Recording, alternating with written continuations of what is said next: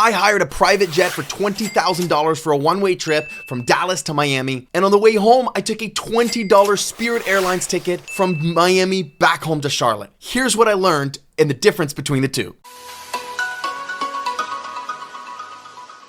One lesson I learned, I know it's cliche to say, but really truthfully, you bring you with you wherever you go. So it doesn't matter whether I was sitting with my best friends on a $20,000 private jet or whether I was in a Spirit small seat, butts in the seat, feet cramped, flying home. What you feel on the inside is what you feel on the inside.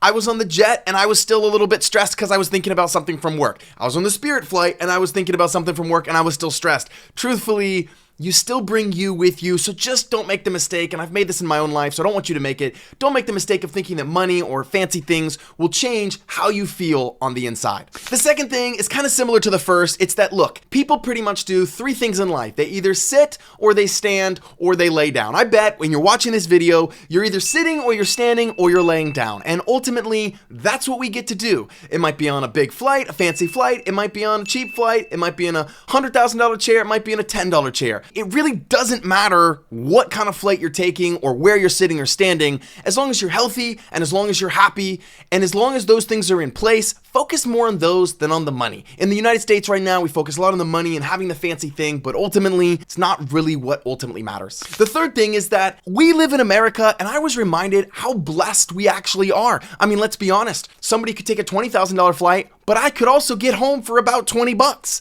That is pretty cool and something that we should not take for granted in the United States. So be blessed that we're blessed that we still get to have this amazing transportation and we get to travel around the world for really reasonable rates a lot of times. The third lesson is very simply that TSA sucks. I do like the pilots standing out front of the jet, taking my luggage instead of having to go through TSA. And with the private jet, you get to skip the TSA. So I think I'll do it again, but ultimately I'm not as gaga about it now as I was before I booked the private jet, even though it was an amazing, really cool experience.